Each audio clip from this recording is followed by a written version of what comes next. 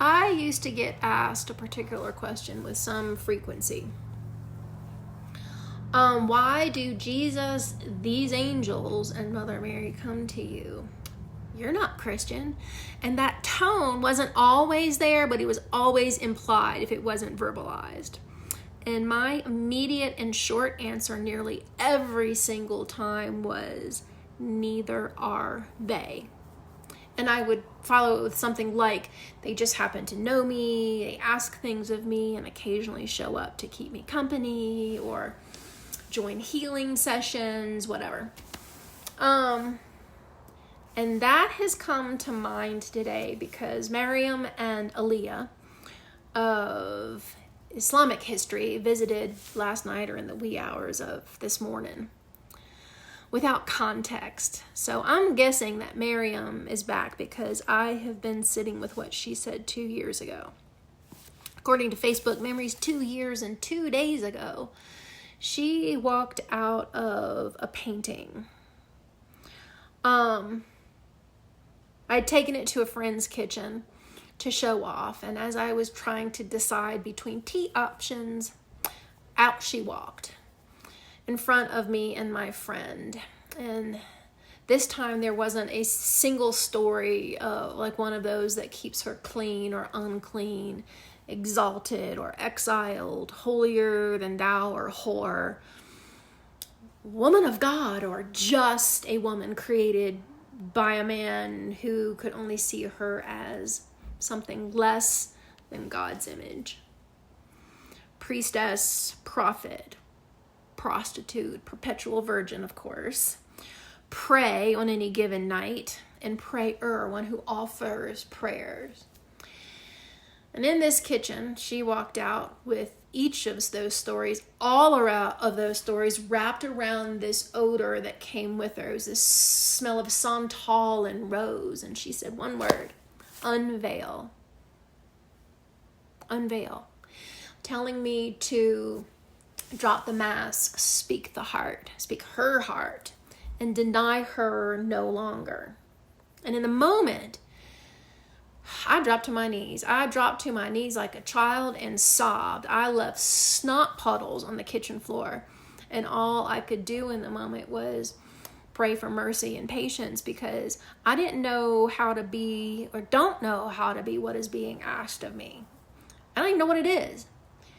So this year, 2 days ago, when I got that Facebook memory, I was just pissed. I was like, fuck, I have been seen. I've not hidden behind a damn thing. Like, how many more miracles does any god or a goddess or myth want me to deliver to be considered unveiled? How much more do I have to do to be enough in anyone else's eyes? Like, do I really need to trot out some dog and pony show to prove to people who supposedly can see me? Like, I mean, there's a whole lot tied to this. Never minding my disdain for someone telling me what to do or how to be, because no. But all of this bumps against, like, my own significant doubt these past few days, past few weeks. I mean, I've had in my head that if I really am this thing, if I'm this voice of God for this era thing, this voice of God as or through a woman thing, wouldn't it be supported? Wouldn't all of the people who have experienced miracles related to physical health and mental health, and had the clouds parting, angels singing, spiritual experiences, and all of that whatnot, and accoutrement, have found a way to help me get this to other people in need? Like, wouldn't that have been a thing? Wouldn't I be a being worthy of, say, I don't know, that kind of financial support that charlatans or regular old spiritual teachers get? Like, wouldn't that have been part of it? Wouldn't people flock to me instead of run from me?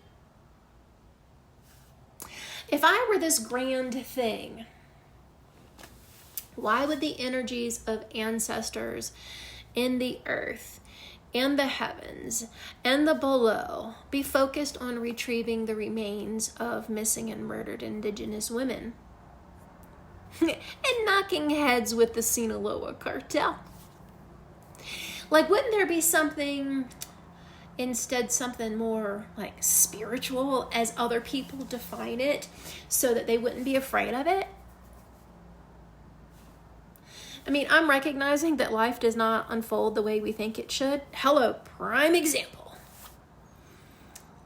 And also that the universe, as much as we want it to, does not hold to social conventions of what is or is not really spiritual. So I finally settled on a couple of days ago this idea that the simplest solution to any conundrum or problem is usually the answer. Because despite the complexities and the magical nature of my lived experience, I am a huge fan of Occam's razor. For those of you who don't know, Occam's says that the simplest answer is almost always the actual answer. So I was like, all right, let's just work with that. So I either am this thing, and I am it, no matter who else doesn't think I'm being enough in how I'm being it, including myself. Or B, I am not this thing, and there are a metric shit ton of ancestors and other beings and more who are seeing what they want to see, not what really is. I mean, all of this is tied to the idea that the existence of things in our world is not dependent upon our belief in them or our perceptions of how and to whom, in keeping in line with the question, they should appear, or how they were, or might have been, or should have been, or should be when they lived or appear, especially in the case of the stories around the Holy Mother, whether she appears as Maryam or Morrigan. We are so used to things and want things, particularly of the invisible nature, to appear. Oh, see what I did there? The invisible to appear. Oh, I made it funny. And we want it to appear in a framework that's comfortable, especially in times of transition. Context and conformity provide comfort. However, conformity also has the nature of confining one's views of things, how they really are, or how they're getting ready to be. And I've spoken before of being in the beginning parts of this transformational process without the background of any context. There was no spiritual, faith, or religious framework from which to dive into everything that has unfolded. Thank you, baby Jesus. I mean, like, I've known, of course, all the stories about Jesus and his mother and Mary Magdalene. However, in the same manner that belief has nothing to do with a thing's existence, belief in a thing or a person or a story isn't required to have a knowing of them or a personal relationship with them. Like when the energy that we identify as Jesus came into my world, I knew exactly who he was, despite the fact that he didn't show up as the bearded, clean white dude that many people think he should be or was.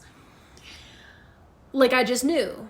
I knew immediately, and in the same manner others know him when he appears to them, and they didn't know he existed. They're not Christian, but he shows up, whether in prayer or meditation or desperation. I knew him.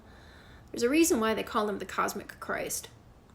And I didn't need an explanation, because as be now, transitioned to the mantra of I am now, I am now, I am now, I am now. I knew the why of it all. I knew that his breath or as his breath, and my being became one, that the world had changed. Like my world had changed, the big world had changed along with my view of it and the potentiality of it beyond the stories of how it should be or was. And that experience was not like a visitation. It was during a massage session in February of 2011 when Jesus, bless his little heart, can you tell I'm annoyed with him lately? Was the first energy to merge with me. And immediately after he was in, he led hundreds of others in. Some of them were identifiable in terms of known history and mythology, and some not. There were emotional and energetic signatures that I could recognize, but mostly they allowed me the knowing that I was safe, that everything that was happening, that had happened, was intentional, and it was for something much larger than me or any of my imaginings, such as they are. It was my own catalyst that was repeated in October of 2014, and was a repeat of what had happened 6 months prior with my first merging that happened with Paramhamsa Yogananda, his Babaji, and Sai Baba. And through each of these episodes, like my personality wasn't subsumed, though my identity was. That was part of the whole process. My intellect wasn't dampened or broadened by theirs, like through this merging of, I just call it soul to soul because like what else could it be? And then we became this amassed thing that we always are, that we always were, that all of us are. And so we live and move and breathe as one. But back to the whole Jesus thing, like for years others saw me or saw him in me or in front of me or emerged through me. And for the longest time, we actually thought I was his reincarnation. I am a reincarnation, but not like that. And it wasn't until April of 2021 during a conversation where he just said, well, no, I just brought them all because I thought they'd be good company for a few years. And I'm like, shit, you just could have come and brought a 6-pack. I mean, come on. And even now, like when I'm with a healing client and we accordion out, people can feel more than my hands on them. At times, others can individuate a separate presence of Jesus or someone else, like someone else that they have called a spiritual master, or an angel, or other things.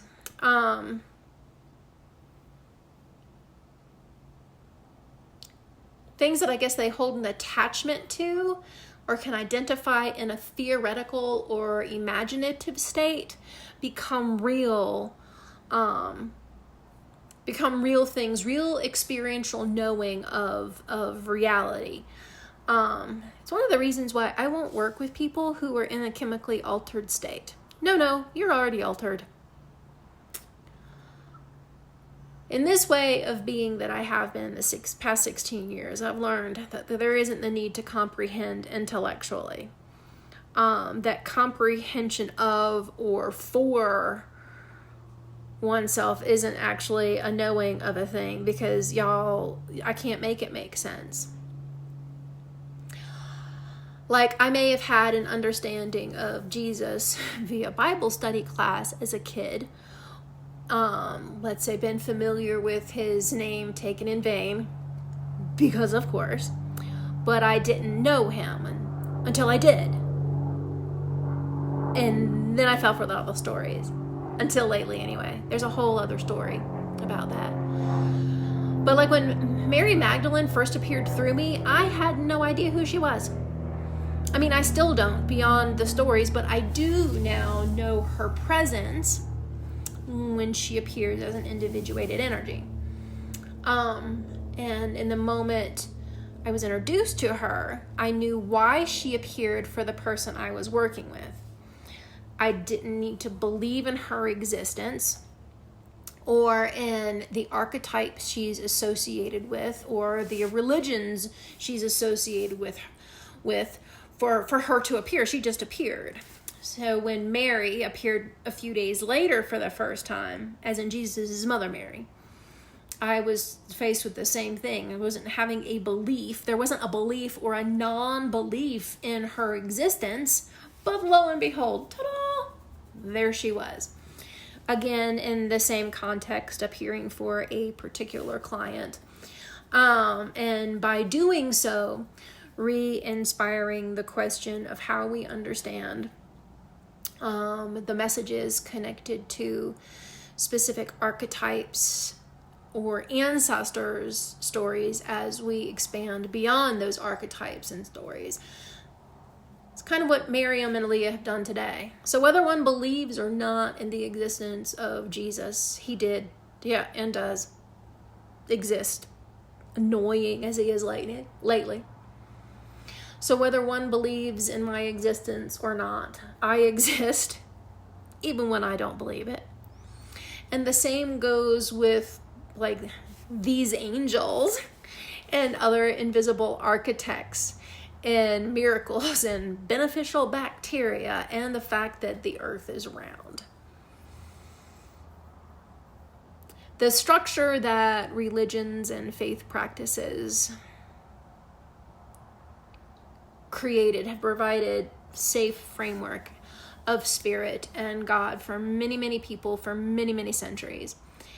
And we are now in the midst of a process where people are moving beyond the rigidity of those structures to explore connections to universal processes, to earth-related processes, beyond established belief systems. And this moving away from those systems that no longer serve isn't supposed to feel comfortable. It can't. The torsion felt in this growth is meant to stretch each of us, to stretch our definitions, to stretch our relationships and our imaginations into a new way of understanding, or, this is key, not understanding what is in front of us. These human and non-human disruptors in this process will lead the way if we allow them to. In fact, I struggle with occasionally, Jesus. But my unique partnership with these human and non-human beloveds within and outside of me is, I think, merely a part of this disruptive yet unifying process, even for me. There is nothing about my world that's comfortable or settled or fitting of any existing paradigm or social construct for which I was made to challenge. And despite the roles that these figures associated with Christianity have in my world, these days, outside of Jebus himself, those who are most active are Hindu and associated with Islam. And I am neither Hindu nor Muslim.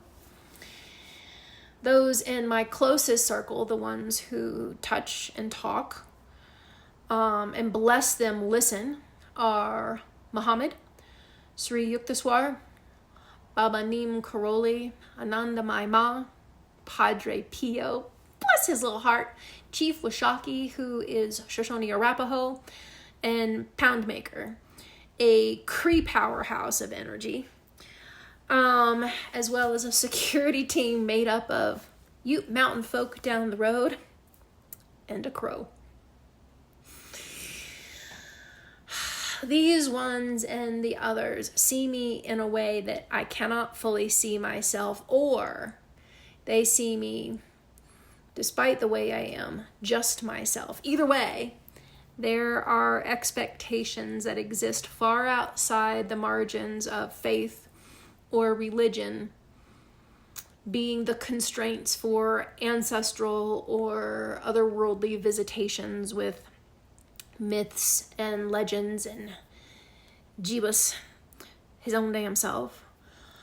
And no matter how veiled or unveiled I appear to anyone else, here we are, whether I am this thing, whether I'm not. Perhaps we'll actually know one day. Maybe we'll know one day soon. I don't know. I don't have the ego to make it up as we go along. It's just going to have to unfold like a freaking painting, where all I know is the next step, the next best thing. So yeah, they show up.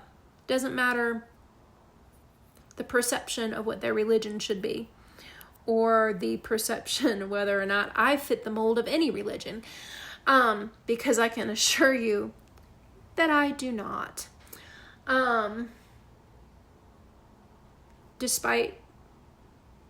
Actually, it's not despite. The only thing is the relationship with God and its capacity to bring love.